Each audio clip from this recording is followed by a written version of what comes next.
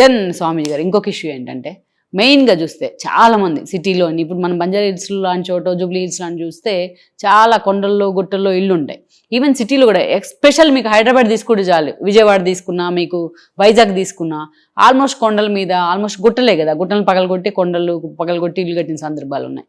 ఇది చాలాసార్లు చర్చ జరుగుతూ ఉంటుంది. అసలు కొండల్లో గుట్టల్లో ఇల్లు ఉండొచ్చా, ఉంటే ఎలా ఉండాలి అని, దానికి ఏం చెప్తారు మీరు? ఇది మంచి ప్రశ్న అమ్మా. ఎందుకంటే ఇప్పుడు మనకు ముఖ్యంగా ఆంధ్ర తెలంగాణ ప్రాంతంలో చాలా కొండల మీద కడుతున్నారు, చాలా ప్యాషన్ కూడా. మనకు బంజారా హిల్స్, జూబ్లీ హిల్స్, లేకుంటే మహేంద్ర హిల్స్, బంజారా హిల్స్, ఏమైనా హిల్స్, నంది హిల్స్ తీసుకోండి, ఎక్కడన్నా హిల్స్, లేకుంటే ఇప్పుడు నాగార్జున కొండ పైన కానీ, లేకుంటే ఋషికొండ అని మన వైజాగ్లో కానీ, వైజాగ్ కనకదుర్గ అమ్మవారు పక్కన చుట్టుపక్కల కొండల ప్రాంతంలో చాలామంది ఇల్లులు కట్టుకొని ఉన్నారు.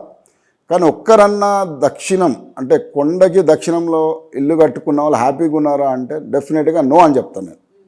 ఎందుకంటే ఏదో ఒక రకమైన సమస్యలు ఉండే ఉంటారు. ముఖ్యంగా ఫైనాన్షియల్ ఇష్యూస్ వాళ్ళు జరగడానికి ఇల్లు గడవడానికి కొంత డబ్బు ప్రాంతం అది బాగానే ఉన్నా, బ్యాంక్ లోన్స్ లేకుంటే అప్పులు ఇటువంటివి చాలా ఇండైరెక్ట్ లాసెస్. వాళ్ళు బాగా కష్టపడతారు, అన్నీ చేస్తారు, కానీ ఇండైరెక్ట్ లాసెస్, వాళ్ళ సక్సెస్ రేట్ అనేది చాలా తక్కువ ఉంటుంది.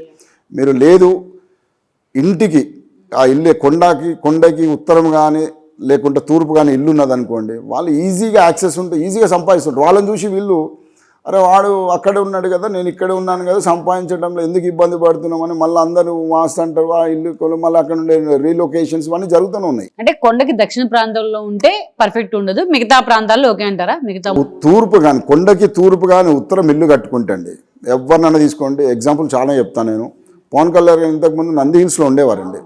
అలాది దక్షిణం అంతా పాపం డౌన్ ఉండేది, దాని ఇబ్బందులు పడ్డాడు. అక్కడ ఆయన మీద వ్యక్తిగతంగా కూడా టార్గెట్ అయ్యాడు. అక్కడ చాలా ఇబ్బందులు పడ్డాడు. చాలా మొదటిసారి ఆయన కళ్ళల్లో ఆనందం అంటే మనం 21 చూసాం. మనం 21 సీట్స్ వచ్చినాయి అన్న ఆనందం. బట్ ఇప్పుడు ఉన్నదా నంది హిల్స్లో గెస్ట్ హౌస్ ఉన్నదా లేదా నాకు ఐడియా లేదు. ఆ పక్కనే అది అమ్మేశారు అనుకుంటాను, ఐడియా లేదమ్మా. ఎందుకంటే నేను 2007, 2008లో ఆ పక్కనే ఉన్నటువంటి ఒక ఇల్లు వాచ్ చూడడానికి వెళ్ళినప్పుడు ఇది పవన్ కళ్యాణ్ గారిది.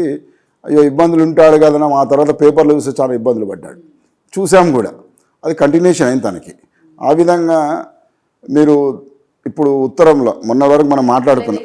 ఈ వీడియో మీకు నచ్చినట్లయితే please share, like and subscribe R24 Telugu.